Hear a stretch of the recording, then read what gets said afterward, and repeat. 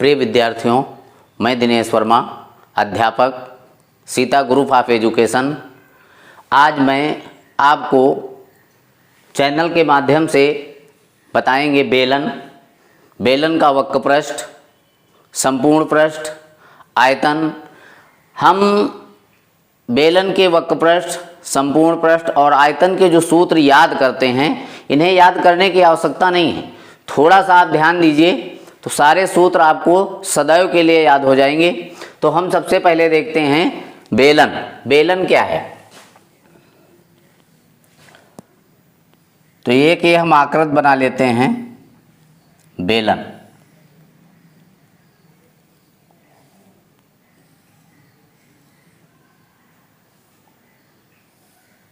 जो बेलन होता है, जैसे आपका पाइप है बेलनाकार होता है, ड्रम है बेलनाकार होता है, बेलन है बेलनाकार होता है। और जैसे घर में आप जिस घर में जो आपके गेहूं चावल रखने के लिए ड्रम होते हैं, उसको आपने देखा होगा, उसको ध्यान से देखिए। ड्रम में, उस ड्रम में एक तली होती है, एक ढक्कन होता है। तो तली और ढक्कन जो होते हैं, ये इसके अंदर दो वृत्त होते हैं। तो इसमें बेलन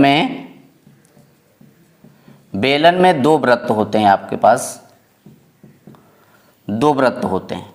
और जो ये वृत्त होते हैं, इसकी ये जो होती है ये त्रिज्या होती है, और ये जो होती है आपकी, ये आपकी परिधि होती है। और परिधि का सूत्र आप पढ़े हैं 2πr परिधि का। और ये जो वृत्त बना होता है, इसका क्षेत्रफल जो होता है ये होता है πr²। बेलन जो हम देख रहे हैं, इस बेलन में एक नीचे वृत्ताकार तली होती है, एक ऊपर वृत्ताकार ढक्कन होता है, और इसकी परिधि है ये वृत्ताकार होती है। और वृत्त की परिधि होती है 2πr। ये जो पूरा गोल गोल भाग घुमा हुआ होता है, ये आपकी परिधि होती है। और इसके अंदर की जितनी ये जगह है, ये क्षेत्रफल होता है πr²। अब हम देखते हैं वृत्त का हमको निकालना है वक्र पृष्ठ या आयतन या क्षेत्रफल, वो संपूर्ण पृष्ठ। तो हम देखते हैं बेलन का वक्र पृष्ठ। बेलन की वक्र पृष्ठ, एक हम कागज ले लेते हैं और इस कागज को देख रहे हैं आप, हम ऐसे मोड़ देते हैं। इस तरह से हम कागज को मोड़ देते हैं। तो ये जो हमें प्राप्त हो जाता है, ये प्राप्त हो जाता है बेलन। ये बेलन प्राप्त हुआ हमें। ये जो बेलन प्राप्त हुआ है, इसमें अगर हम नीचे भी लगा दें, कुछ ढक्कन जैसा तली लगा दें, ऊपर लगा दें, तो ये जब तली और ढक्कन हम लगा देंगे तो ये पूरा हो जाएगा संपूर्ण पृष्ठ। संपूर्ण पृष्ठ से तात्पर्य है, पृष्ठ माने होता है तल, और संपूर्ण माने पूरा, अर्थात पूरा तल। ये वाला तल, नीचे का, ऊपर का, ये हमारा संपूर्ण पृष्ठ हो जाएगा। वक्र पृष्ठ का मतलब जितना वक्राकार भाग है, वक्राकार भाग ये है, ये वक्राकार भाग है। ये वक्राकार जो भाग है, इस भाग को अगर हम खोल दें, इस भाग को इस तरह से हम इस पर खोल दें, ये देख रहे हैं चित्र में आप, अगर हम खोल दें तो ये हमारी हो जाएगी लंबाई और ये हो जाएगी चौड़ाई, और ये बन जाएगा, ये जो हमारा तल है ये हो जाएगा आयत। और आयत का क्षेत्रफल आपने पढ़ा है, आयत का क्षेत्रफल आपने पढ़ा है लंबाई गुणे चौड़ाई, लंबाई गुणे। और चूंकि आयत का क्षेत्रफल, अब ये जो है हमारा ये वक्र पृष्ठ है, ये हमारा, इसको जब हम मोड़ते हैं तो ये बन जाता है बेलन। तो बेलन में ये लंबाई हो गई, और जो लंबाई होती है 2πr हो जाती है, लंबाई हो गई 2πr। और चौड़ाई जो इसकी है ये हो गई हमारी h, और जब हम गुणा कर देंगे तो ये हो जाएगा 2πrh। ये हमारा बन जाएगा बेलन का वक्र पृष्ठ। क्या बन जाएगा?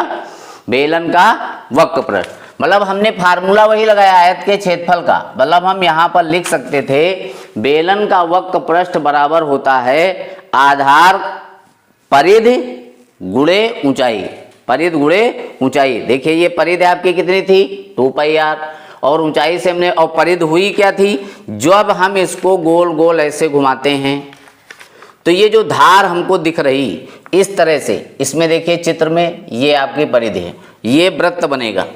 इसी तरह से हम निकालते हैं संपूर्ण पृष्ठ, बेलन का संपूर्ण पृष्ठ।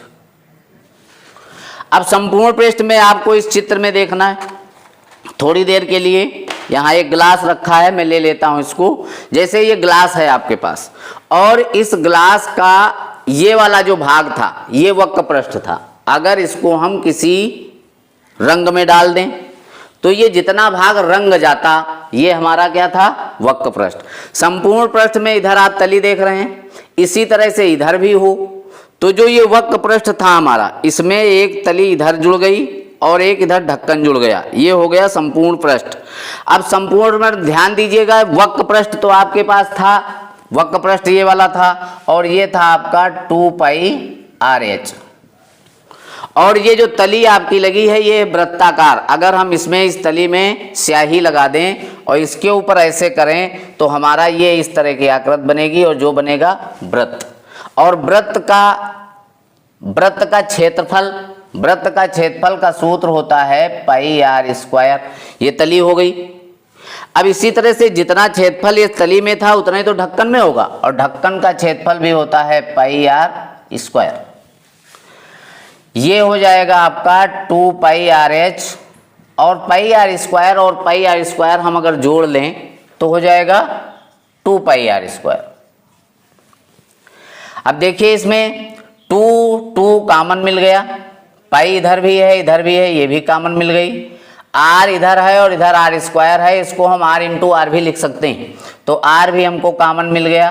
तो हमारे पास अब इसमें क्या बचा, हमारे पास h बचा और इधर हमें एक r बच गया। ये हमारा हो गया संपूर्ण पृष्ठ का सूत्र।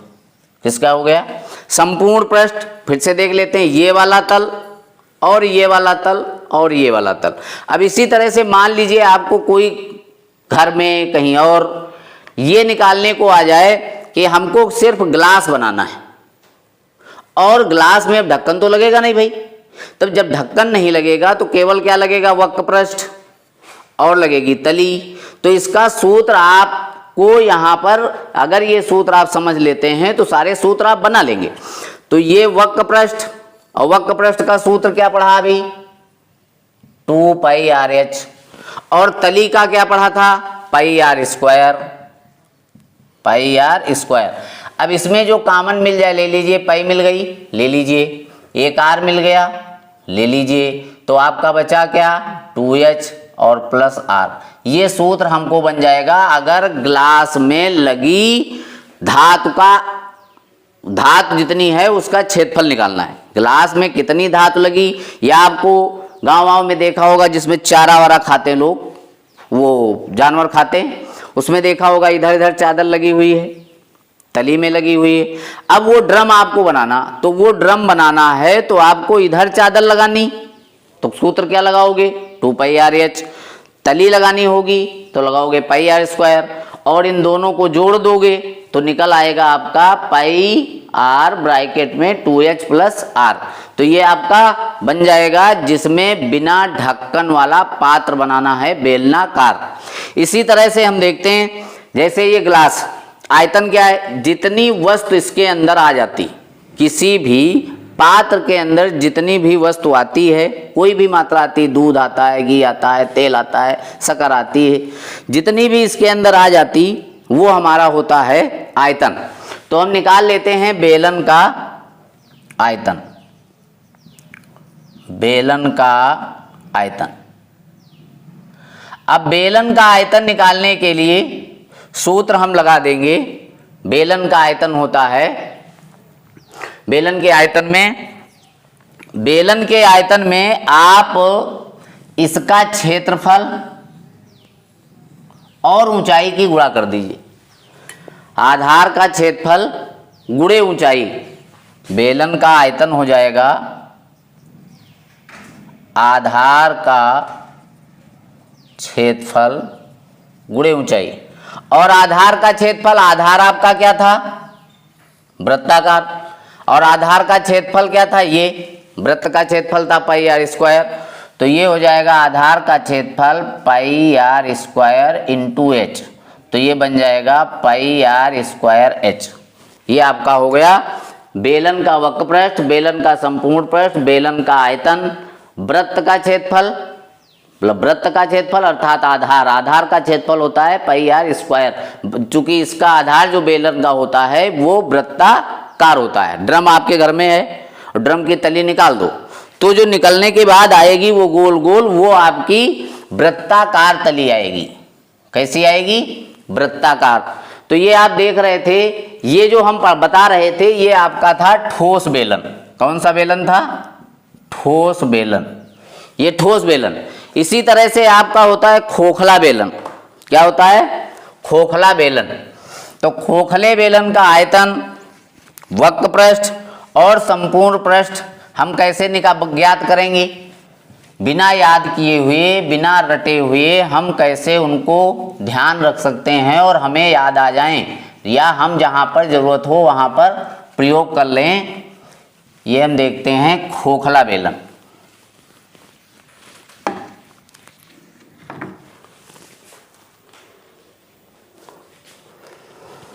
एक हम बेलन बना लेते हैं।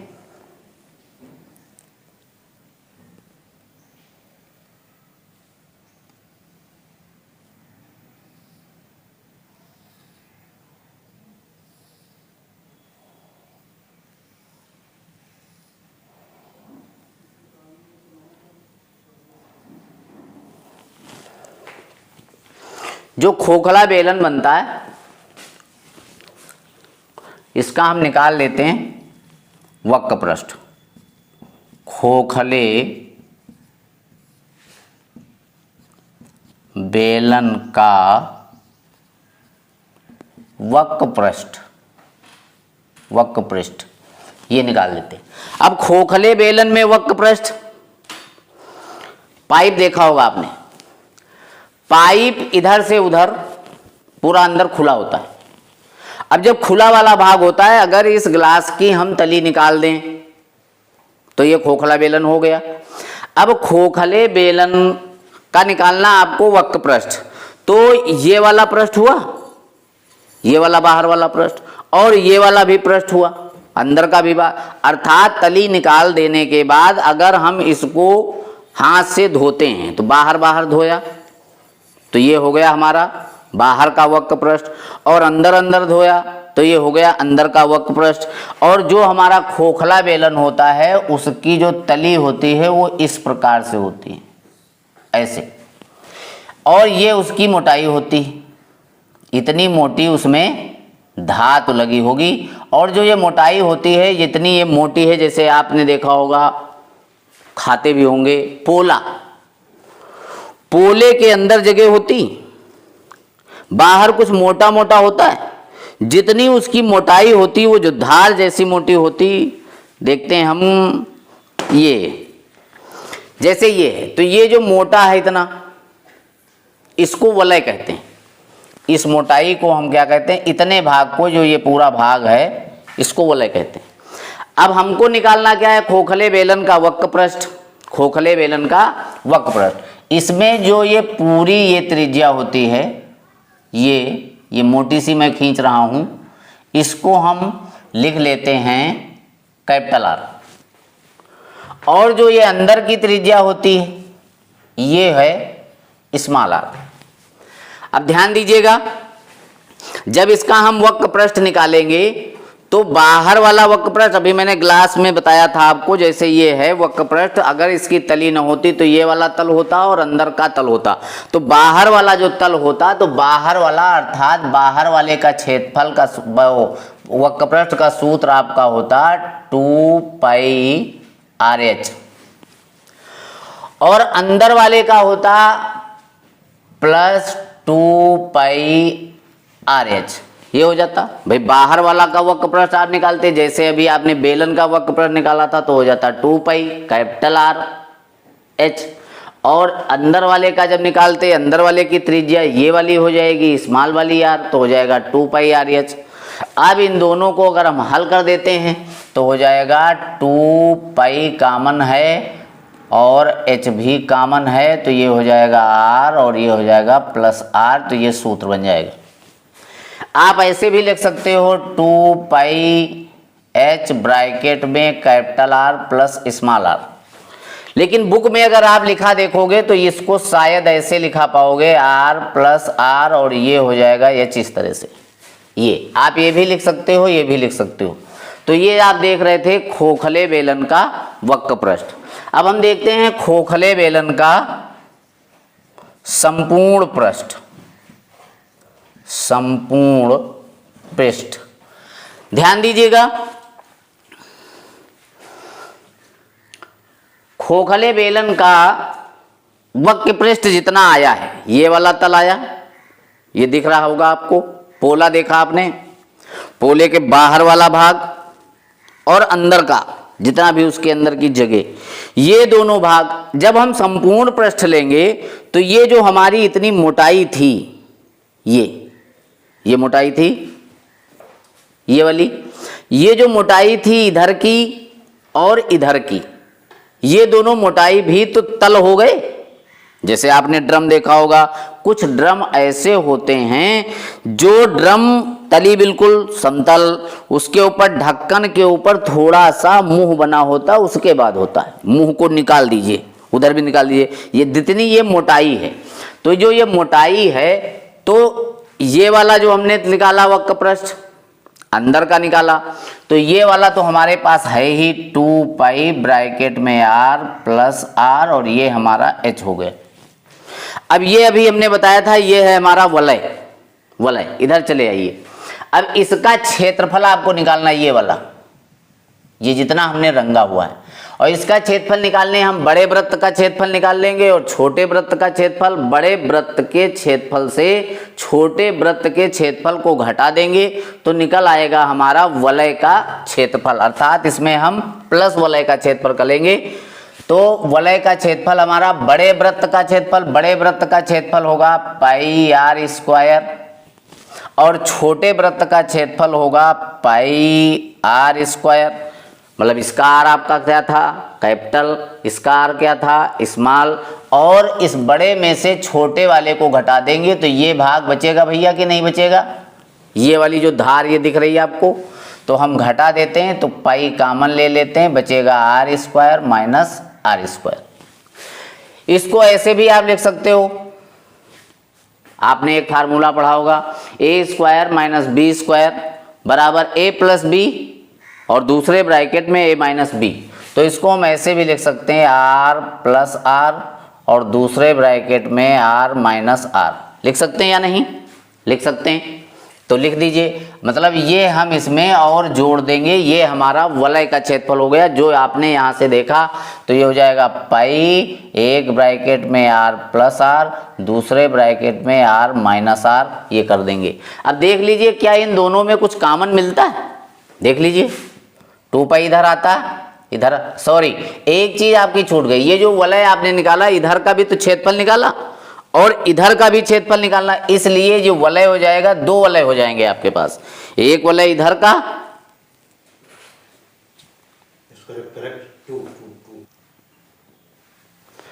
ये आप देखा, ये वलय का क्षेत्रफल हमने निकाल लिया, ये वलय हुआ।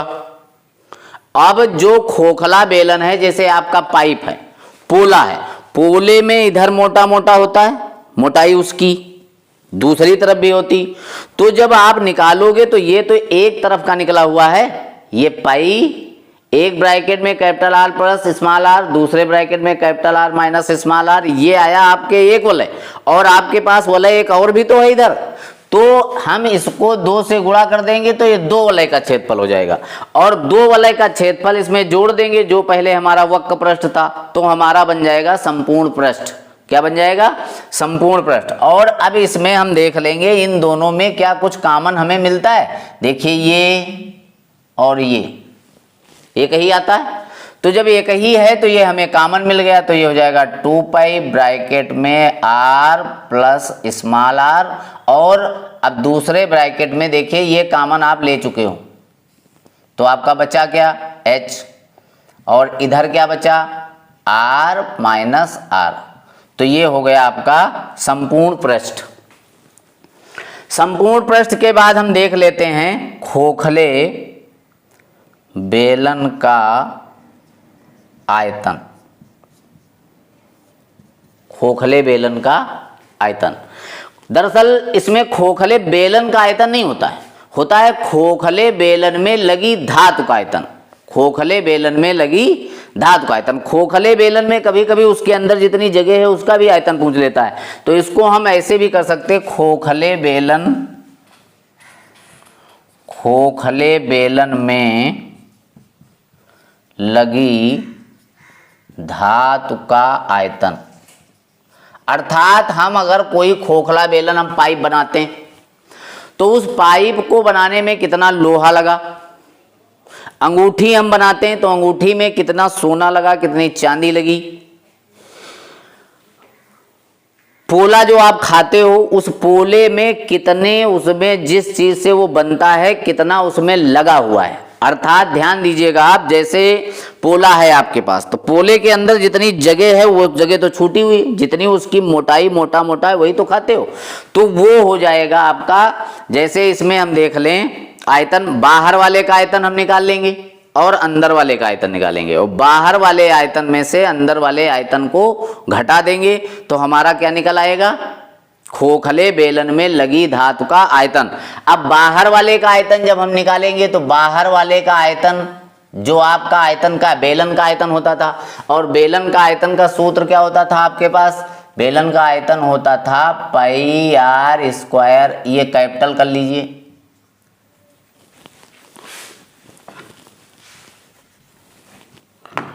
बाहर वाले खोखला बेलन जो है बाहर वाले का आयतन निकालेंगे, मतलब बाहरी भाग से, मतलब बाहरी त्रिज्या से, इस त्रिज्या से हम आयतन निकालेंगे तो हो जाएगा पाई आर स्क्वायर एच, ये हो जाएगा। अब अंदर वाला आयतन जितनी जगह उसके अंदर छूटी हुई है थोड़ी देर के लिए, इसके अंदर जितनी जगह है ये छूट गई और ये बाहर का आयतन निकाल लिया, तो इसकी जो मोटाई निकल आई इसमें कितनी धातु लगी है इसका आयतन निकल आएगा। तो पाई आर स्क्वायर और ये हम कर देंगे minus pi small r square h, और इन दोनों को घटा देंगे तो देखिए पाई कॉमन मिल गई, एच मिल गया, और ये हो गया r square minus r square. तो सूत्र हमारा बन गया पाई एच और r square minus r square, और इसको ऐसे भी लिख सकते हो pi r square minus r square और इंटू एच। बुक में आपको इस तरह से लिखा मिलेगा। इस तरह से आप बहुत आसानी से इन सूत्रों को जब भी चाहेंगे तब भी बना सकते हैं, बहुत आसानी से। थोड़ा ध्यान देने की जरूरत है कि क्या हमारी त्रिज्या है, क्या आधार है, क्या परिधि है। बहुत आसान तरीके से याद करने की कोई आवश्यकता नहीं है। थैंक्स।